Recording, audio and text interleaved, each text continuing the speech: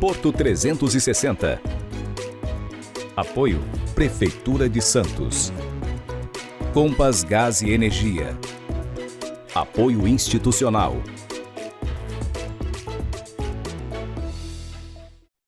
Olá, está no ar o Porto 360, nosso espaço semanal para debater assuntos importantes em relação aos portos internacionais, portos do Brasil e principalmente em relação ao Porto de Santos. Teu cruzeiro foi cancelado, o que fazer a partir de agora?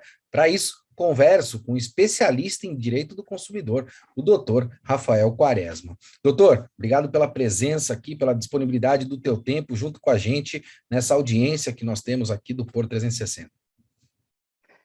Eu que agradeço o convite, Maxwell, te parabenizar aqui pelo programa. Eu que sempre assisto, nunca participei, agora estou aqui, faço parte, posso dizer que faço parte do Porto 360. Uma alegria, muito obrigado pelo convite. Demorou, mas chegou, né, doutor? O momento certo aí para que a gente possa debater, infelizmente, esse tema que está gerando uma série de preocupações dentro do setor. Um setor que pode movimentar e ajuda a movimentação da nossa economia, mas que aparentemente está sofrendo bastante. Doutor, queria dividir, a gente percebe que tem uma série de dúvidas acontecendo, principalmente a respeito dos últimos episódios, né, de cancelamento da temporada, né, a temporada retoma a princípio, dia 21 de janeiro, mas tem muitas dúvidas. Eu quero dividir em três etapas, né, primeiro aqueles cruzeiristas que estavam a bordo na paralisação, depois, aqueles cruzeiristas que não conseguiram embarcar, que foram até terminal de passageiros do Concais ou terminais espalhados aí pelo Brasil todo e não conseguiram embarcar, e por fim, aqueles cruzeiristas que tiveram seus cruzeiros cancelados durante esse período, né, que nós estamos até o dia 21 de janeiro. Vamos começar por quem estava embarcado, e eu faço parte disso, né? Então, a pergunta que todo mundo está fazendo, né? A gente já percebeu alguns comunicados, principalmente das operadoras, mas queria ouvir do senhor, que é um especialista. As pessoas que estavam embarcadas nesses cruzeiros de Ano Novo, né, que foi onde deu principalmente a grande maioria dos cancelamentos, elas têm o direito a ressarcimento e como isso vai acontecer, doutor? Vamos lá, olha, eu penso que sim, não é? Porque a legislação estabelece justamente essa responsabilidade, atribui esta responsabilidade ao transportador. O contrato de transporte, como um contrato típico que é, e encontra previsão expressa no Código Civil, obriga o transportador pela realização da viagem da forma com que ele se comprometeu, salvo a hipótese de uma força maior. E aí muitos podem discutir a respeito desta situação se caracterizar ou não como força maior. Será que juridicamente preencheria esse requisito de força maior ou um cenário pandêmico de quase 2 anos afasta aquela imprevisibilidade, aquele ineditismo que nós tivemos, por exemplo, em março de 2020, no início da pandemia, né? Então, se nós não caracterizarmos como força maior esta situação, e a mim, particularmente, me parece que não seria hipótese de força maior, em que pese a determinação da agência reguladora, do órgão oficial, suspendendo a temporada de navios, nós temos, portanto, a atribuição de responsabilidade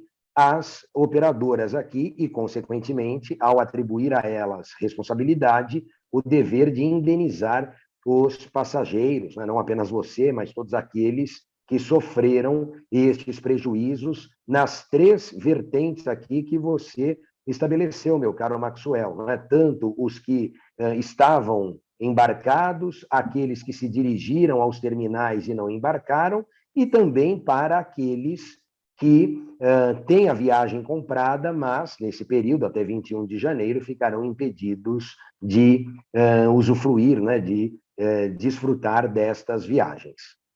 Doutor, eu tenho recebido uma série de questionamentos, né, em relação a essa questão do reembolso, e o senhor acabou de colocar que muito possivelmente não se enquadre, né, a questão da pandemia, uma vez que já havia previsibilidade.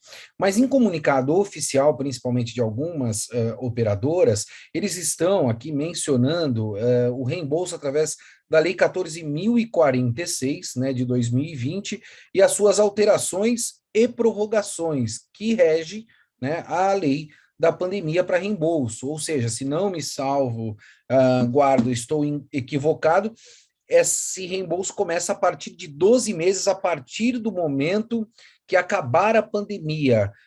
Se não há um enquadramento, né, por essa questão de não estar na relação de previsibilidade, né, e, consequentemente, por que as operadoras podem se utilizar desta relação pandêmica? Acho que fica um pouco confuso, né, para quem é, na verdade, o consumidor, porque a pessoa não consegue entender como é que isso vai se dar. Vamos lá, boa, excelente colocação, Maxwell, porque é importante dizer aqui a quem nos acompanha, primeiro o seguinte, que essa lei, a 14.046, ela não foi criada e não foi pensada para a questão dos cruzeiros marítimos. Veja só que nesse período de pandemia nós tivemos 2 leis pontuais específicas criadas para tentar disciplinar e uniformizar o entendimento sobre o tratamento dispensado à pandemia. Afinal de contas, como não havia, o fato era inédito, foi imprevisível, cada um começou a encontrar solução, sair da sua maneira, o que obviamente gera uma insegurança jurídica muito grande. Por exemplo, um determinado órgão de defesa do consumidor pode entender de uma forma, outro órgão de defesa do consumidor de outro município, outro estado, outra região entende de forma diversa, e aí vira uma situação de uma instabilidade que não interessa a ninguém, muito menos ao consumidor. Então, nós tivemos a 14.034, que trata exclusivamente de passagens aéreas, e ela andou bem. É bem verdade que tratou de outros temas que não guardam relação com pandemia, mas aproveitaram para colocar tudo no mesmo balaio e aprovar a legislação. Agora, a 14.046, ela trata de eventos, shows, espetáculos, e se encaixou ali a questão dos cruzeiros marítimos. Se nós olharmos a lei propriamente, ela não fala especificamente disso. Agora, como fala de turismo e o cruzeiro entra nessa parte relacionada ao turismo, obviamente que se faz a aplicação da 14.046. E aí eu quero aproveitar para complementar o que respondi antes, na primeira indagação acerca dos direitos aqui conferidos a estes passageiros e, portanto, aos consumidores, do ressarcimento, sem, no entanto, excluir estas outras possibilidades que a lei estabelece. Porque, claro, é melhor para o operador e se atender aos consumidores, não há problema nenhum nisso, em possibilitar outras alternativas, como, por exemplo, a remarcação, a concessão de carta de crédito. O que nós não podemos e não conseguiremos é encontrar uma solução única, como se fosse uma fórmula mágica, para resolver e responder a todos os consumidores. De tal modo que estas outras alternativas previstas em lei, elas podem ser também trabalhadas através do livre-arbítrio entre as partes. Ora, qual o problema se a operadora disponibiliza essa alternativa e ela é do agrado do consumidor? Bom, eu sei que eu tenho disponibilidade no ano seguinte para fazer a viagem que eu faria esse ano. Se eles me concederem essa carta de crédito ou remarcarem a viagem e eu puder assim agir sem ônus, sem custo para a próxima temporada, meu problema está resolvido.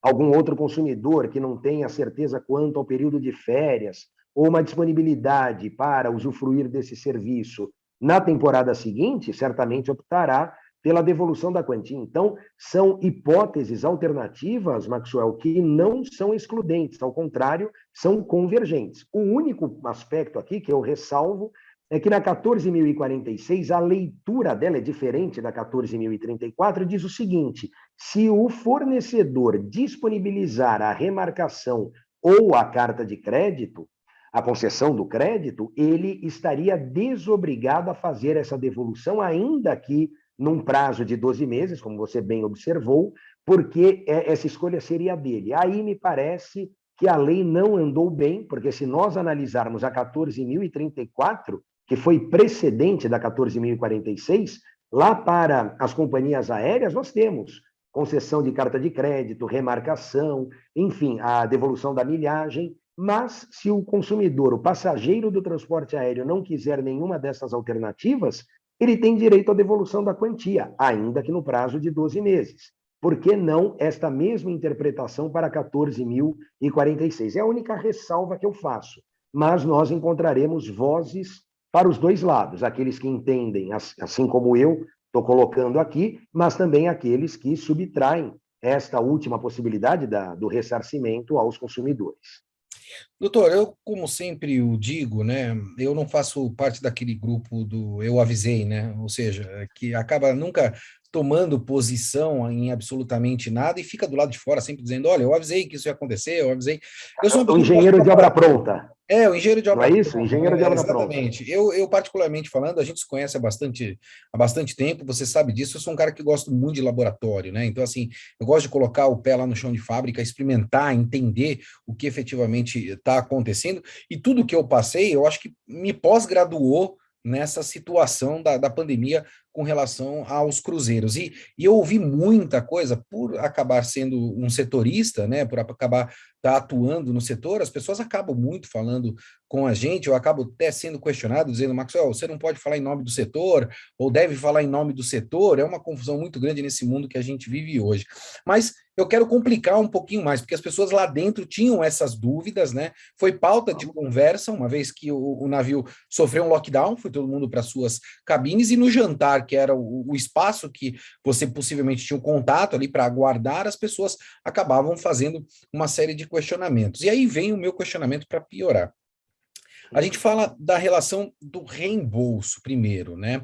Se as companhias vão fazer o reembolso ou não vão fazer o reembolso. A gente fala do direito do consumidor, mas nunca ninguém olha pelo direito do empreendedor. Um setor que veio sofrendo muito, né? Evidentemente, eu me sinto prejudicado em relação a absolutamente tudo o que aconteceu, óbvio, né? Mas a gente sabe que é um setor que veio sofrendo muito ao longo desse tempo. E devolver, eu fiz uma conta base de um ticket médio de R$ 4.000 por passageiros, dá algo em torno de 10 milhões de reais só no meu cruzeiro, quer dizer, é um valor expressivo, né? Se você for calcular todos os valores que deverão ser devolvidos, até porque a companhia, para iniciar a operação, doutor, ela não faz assim no estalo de dedos, né? Você tem que contratar, você tem que antecipar alguns pagamentos, enfim, eu não estou aqui para levar em consideração isso, mas levar em consideração o bom senso. Mas muitas pessoas lá dentro perguntavam, fruto dessa estabilidade que a gente tem no nosso país, né? Optar pela remarcação também não é um risco, uma vez que essas operadoras, em virtude, talvez, de dificuldade financeira que porventura possa ocorrer, ou até propriamente dessa mudança de regra ao longo do caminho, né? Porque percebe que foi uma mudança de regra. A regra era, pelo menos no entendimento de todos, testou positivo, vai para a cabine, não testou positivo, o cruzeiro continua. Eu te digo porque era o entendimento de muitas pessoas, no qual, evidentemente, tratariam, né, ou estariam presentes dentro desse cruzeiro. Então, esse risco, talvez uma operadora diga, olha, ano que vem a gente não vai mais operar no Brasil, eu não quero mais operar. Como é que ficam esses consumidores que optem, né, por esta remarcação? Não tem que aprofundar um pouco mais esse debate, essa discussão, em virtude de tudo que está acontecendo no momento, doutor? Eu penso que sim, né? Aliás, esse debate aqui ele não pode ser raso, dada a sua complexidade, não é? E, obviamente, que a questão afeta aos consumidores, ela não exclui eventuais prejuízos ou situações aqui vividas pelos fornecedores e empreendedores que são. Agora, a gente precisa colocar na balança um aspecto que me parece relevante, Maxwell, que é o risco inerente a essa atividade, o risco aqui do negócio, numa situação de instabilidade em que nós vivemos. Eu não tenho aqui informações concretas e seguras para dizer a respeito daquilo que foi combinado, avançado, não é, com o órgão regulador, com a Anvisa, e essa mudança que teve em relação à situação que se apresenta agora. Por que eu digo isso? Porque nós tivemos, antes mesmo da concretização, da formalização da temporada de cruzeiros 2021-2022, a comercialização destes pacotes, né, destas viagens. Inclusive, numa situação anterior que me demandaram também, a mudança unilateral de uma das embarcações vinha o navio X e depois, por uma incapacidade técnica, ali, um problema técnico, o navio acabou virando Y, lá veio um outro, enfim. Então, isso, obviamente, que também guarda relação aqui com o direito do consumidor, mas é uma coisa de menor importância, vamos dizer, no cenário atual que nós estamos. Né? Porque quando a gente pensa na questão da oferta, se eu oferto um determinado produto ou serviço ao meu cliente, este consumidor depois faz jus àquele serviço que eu ofertei. Então, essa mudança do navio, ainda que embasada numa questão técnica, já gerou, digamos assim, um ruído ou um estremecimento nessa relação.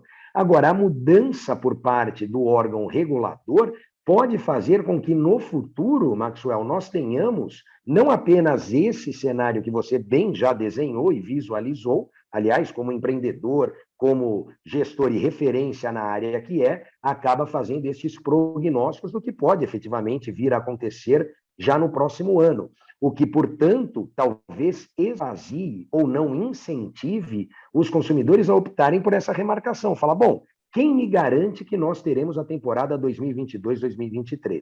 Mas eu quero aproveitar essa sua reflexão em relação à questão dos fornecedores, que não é porque a gente fala aqui do consumidor que a gente não enxerga ou não reconhece situações que afligem também os fornecedores. E me parece que há, neste cenário, Max, um efeito cascata aqui, ou seja, os consumidores demandarão às operadoras que, por sua vez, poderão, no futuro, não apenas descontinuar a operação no Brasil, o que é uma possibilidade, mas, além disso, ou concomitantemente a isso, também demandar o próprio órgão regulador e, portanto, a União Federal aqui, a respeito destes prejuízos que foram causados. Né? Afinal de contas, eu me lembro, acho que foi uma postagem sua algum tempo atrás, já nesse início de pandemia, fazendo alusão ali ao basquete, que depois, quando pega com a bola na mão, é pênalti, cobra, enfim, é alguma coisa parecida nesse cenário. Quer dizer, eu vendo a temporada de cruzeiros,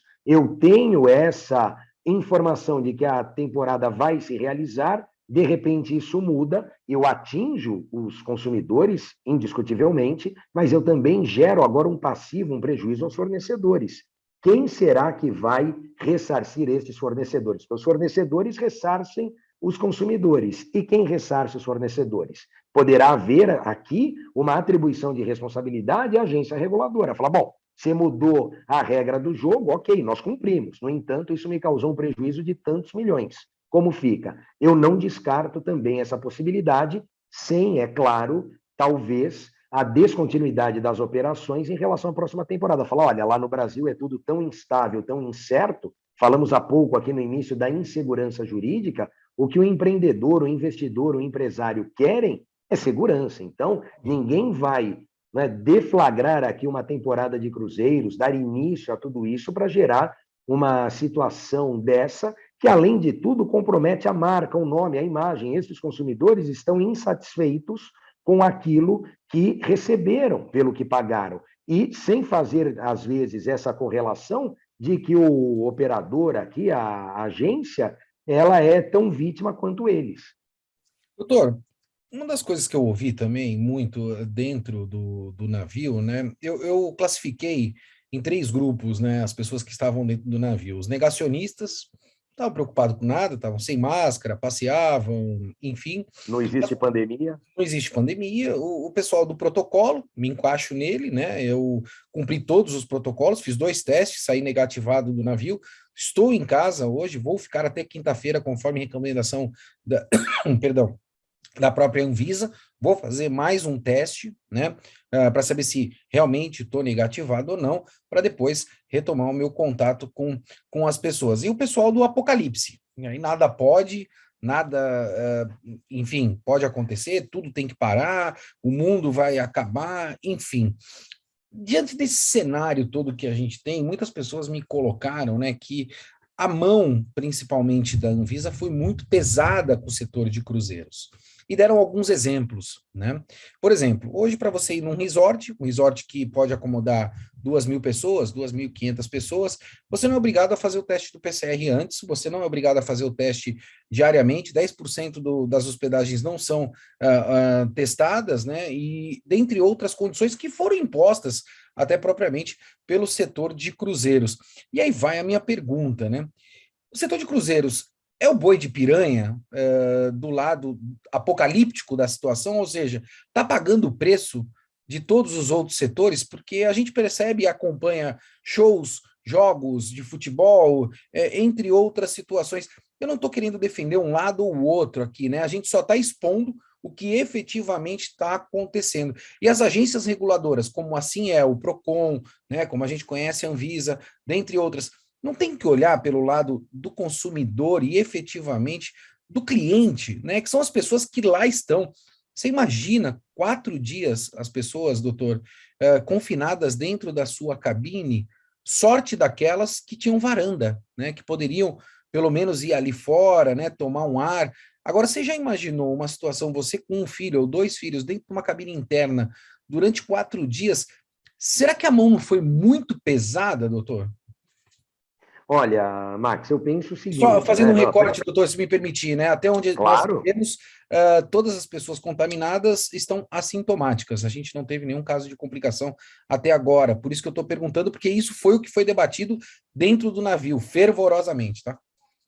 Sim, veja, primeiro em relação à primeira parte aqui da tua pergunta, não é? Daqueles três grupos lá, os 3 blocos de pessoas, não é? Os apocalípticos ali, estes não poderiam sequer ter contratado esta viagem, porque a pessoa que não aceita correr nenhum tipo de risco, obviamente que não vai se colocar dentro de um cruzeiro, dentro de um resort, em contato com qualquer outra pessoa. Os negacionistas não estão também enxergando aqui a realidade, né? Me parece que, obviamente, o seu grupo e aqueles que seguiram o protocolo é o que estão com a razão, ali é o bom senso, né? Nem tanto um extremo, nem tanto o outro. Aliás, os extremos nunca são bem vistos, né? Nunca são ali o recomendável e, portanto, nesse caso de pandemia, do protocolo, também penso dessa maneira. Então, obviamente que no popular, como a gente diz, não podemos dar sopa para o azar. Né? Eu não vou, obviamente,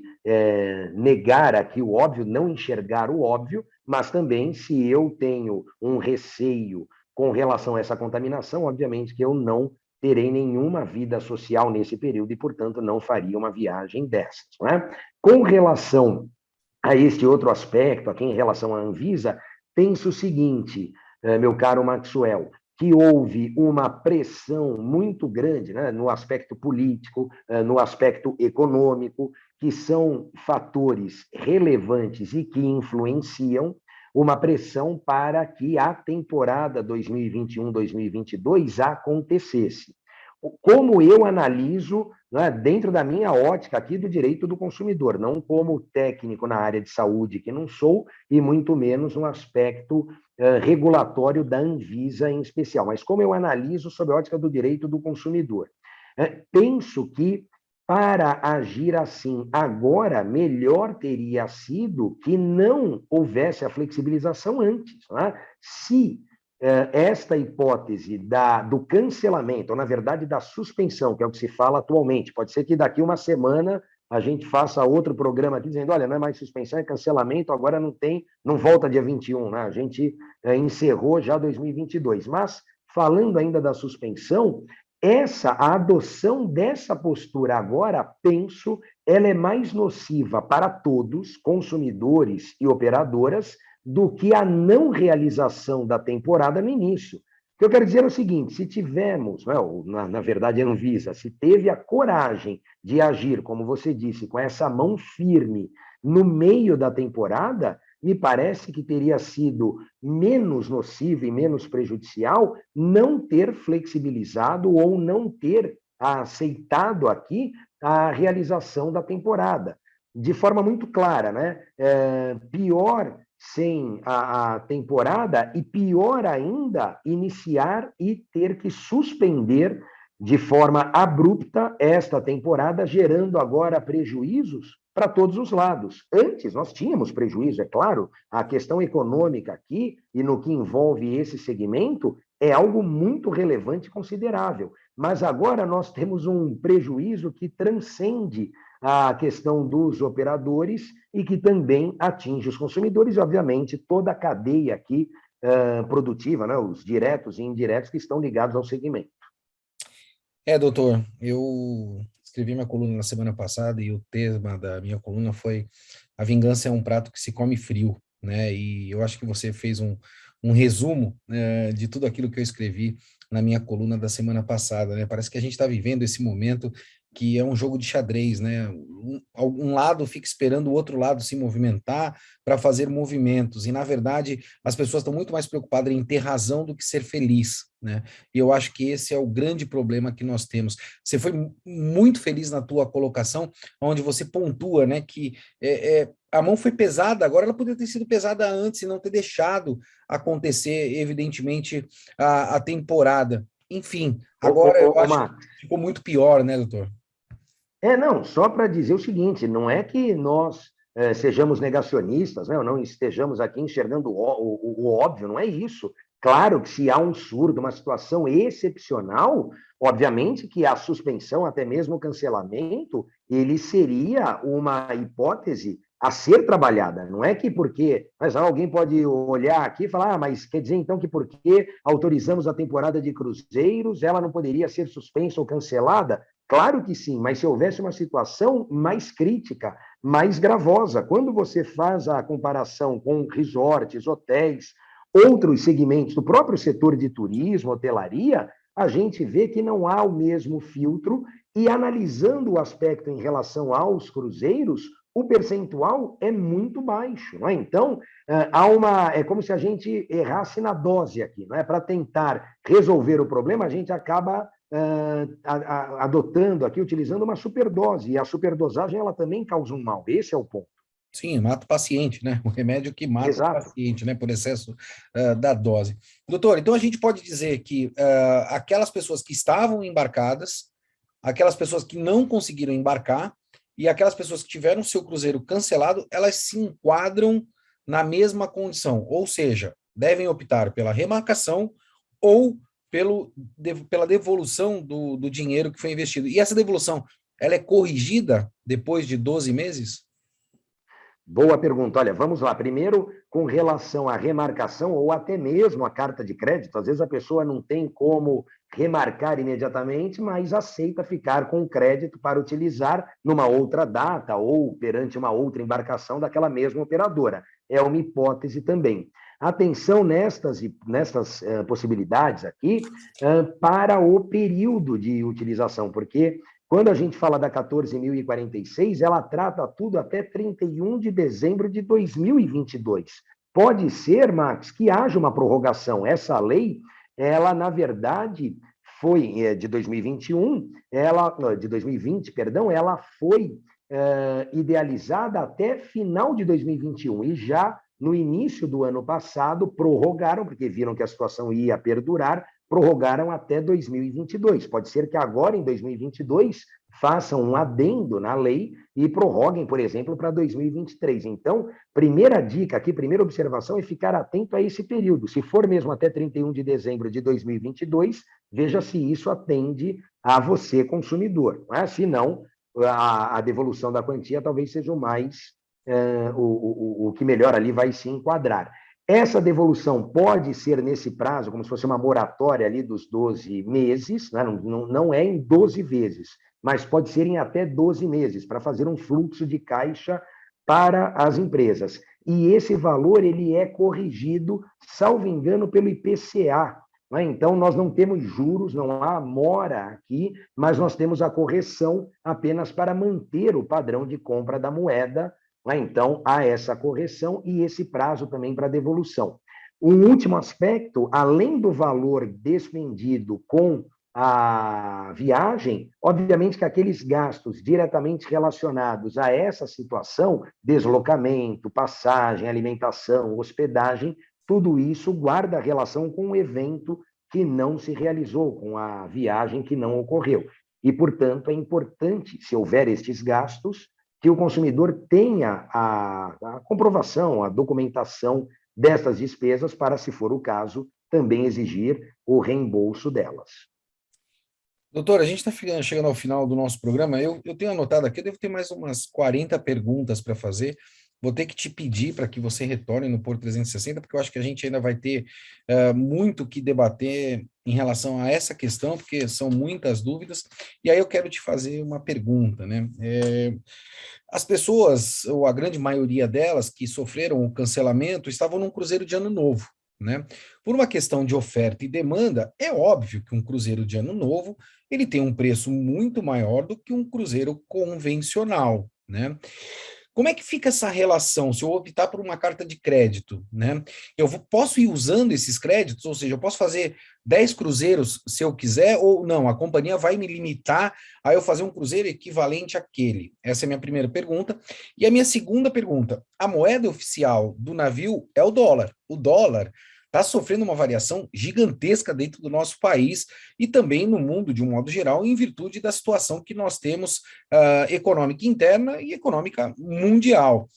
Essa carta de crédito, ela vai ser convertida para o dólar ou eu corro o risco de perder o capital que eu investi inicialmente para minha viagem? O que eu quero dizer com isso? Eu paguei um valor lá, esse valor vai depreciar em virtude da variação do câmbio, né, do dólar, que é a moeda oficial de um navio, e pode fazer com que uma viagem que eu fiz agora de ano novo e despendi um valor significativo, reverta-se numa viagem de 3 dias daqui a um ano, né? O que não é o equivalente, e aí o consumidor pode perder de alguma forma. Acho que eu piorei bastante aí para o senhor, né, colocando uma série de questionamentos. Não, mas essas dúvidas são as dúvidas dos consumidores. Claro, interessa aqui responder. Primeiro, eu quero dizer que eu demorei para participar do Porto 360, mas agora eu comecei e não paro mais também. Então, obviamente que não só por esse assunto, mas por outros, não é? Eu espero mesmo retornar e participar desse programa que é referência para o segmento. Olha, é importante aqui, Matos, dizer o seguinte: o fornecedor e consumidor, eles precisam dar asas à imaginação. A lei, ela não trata dessa situação, até porque, não vamos esquecer, como dissemos lá no início, ela não fala especificamente dos cruzeiros e, portanto, não desce a essa nuance de detalhes, como você bem observou, que a moeda oficial é o dólar, né? Então, ela trata mal e mal ali da correção monetária no valor em real. Então, neste aspecto, eu falo dar asas à imaginação, por quê? Porque o consumidor ele também deve expor estes seus anseios e receios ao fornecedor. Falar, olha, fornecedor, eu quero te ajudar, eu não quero que você me devolva o dinheiro, mas eu quero ter, pelo menos, essa certeza de que ano que vem eu faço a viagem de ano novo. Não é? Ainda que o dólar aumente ou que o dólar abaixe, vamos deixar isso já estabelecido. Se não houver essa possibilidade, talvez seja melhor mesmo a devolução da quantia em real, ainda que no ano seguinte ele talvez já saiba também que não vá conseguir, com aquele montante, comprar essa viagem. Nós tivemos, Max, aí você sabe isso melhor do que eu, uma variação muito grande em relação aos preços, aqui aos valores, né? Quer dizer, no início, naquela retomada tímida, naquele cenário de incerteza, um valor mais convidativo, e depois que as coisas pareciam já encaminhadas, uma tentativa, vamos dizer assim, para não dizer um sobrepreço, um ágio, mas uma tentativa de recuperação do que se viveu no ápice da pandemia. Eu não falo aqui de cruzeiro marítimo, eu falo no geral. Se a gente pegar hotéis, se a gente pegar as companhias aéreas, os fornecedores, de um modo geral, eles têm um passivo represado muito grande. Então, é algo natural numa economia de mercado e num sistema capitalista como o nosso. Agora, se nós dermos asas aqui à imaginação, a questão, por exemplo, de, ao invés de utilizar tudo numa viagem, fracionar e utilizar em mais de uma, eu não vejo problema algum, porque, embora a lei não diga isso expressamente, ela não proíbe. E se ela não proíbe, eu posso fazer tudo aquilo que a lei não me proíbe. Né? Então, nesse aspecto, falar, olha, eu tenho um crédito de 10. Ao invés de fazer uma viagem de 10, eu vou fazer 2 de 5, tudo bem? Não há problema nenhum, ele pode usar isso fracionado. Ou, na ideia da imaginação, para fechar, utilizar 5 na viagem e 5 como crédito para o consumo na embarcação. Falar, olha, o resto eu quero utilizar no meu cartão dentro do navio, tudo bem? Tudo bem. Então, esse jogo de cintura e essa franqueza, acho que aí é um ponto. O consumidor, assim como o fornecedor, eles precisam ser francos. O que eu não posso é querer uma coisa, mas camuflar imaginando que a minha ideia é outra. Seja franco com o fornecedor, que você, consumidor, tende a ganhar. Eu fico imaginando como é que vai ser essa negociação com aproximadamente 4 mil, 5 mil, 6 mil pessoas, 7 mil pessoas, né?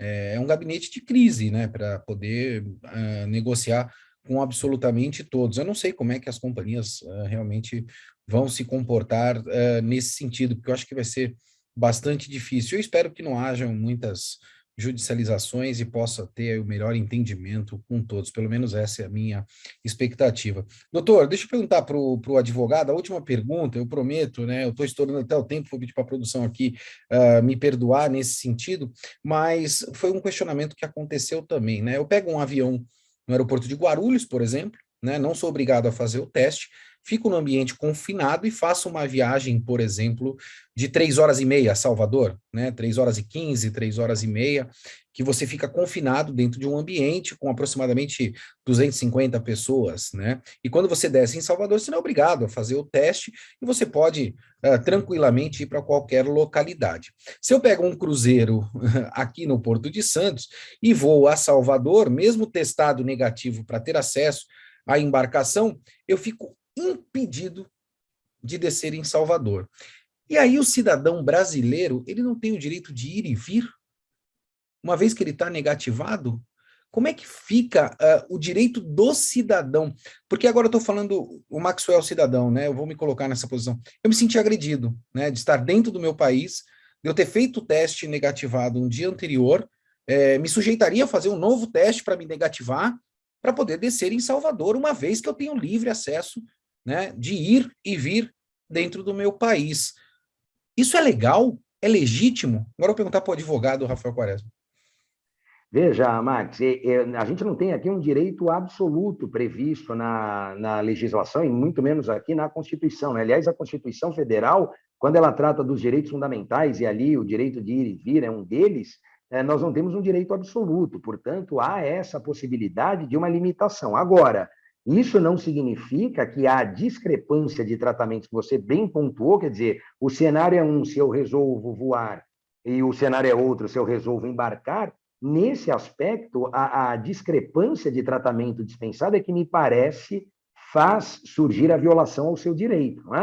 Não é porque eu tenho o direito de ir e vir, esse direito não é absoluto, ponto, ok, isso não se discute. Agora, como eu posso reconhecer mais um direito para um determinado cidadão, não vamos falar aqui de consumidor, falando agora de cidadania, portanto, de cidadão, e menos esse direito a outro cidadão que está numa mesma situação, ou talvez até numa situação de maior segurança. Não é? A gente aqui precisa sempre relembrar o princípio da igualdade, né, da isonomia, que é de tratar igualmente os iguais e desigualmente os desiguais. No cenário que você coloca, no exemplo que você ilustra, nós temos o inverso disso. Eu tenho um tratamento desigual para pessoas iguais. Isso não dá para admitir. O tratamento só pode ser desigual para os desiguais. Jamais um tratamento desigual para iguais.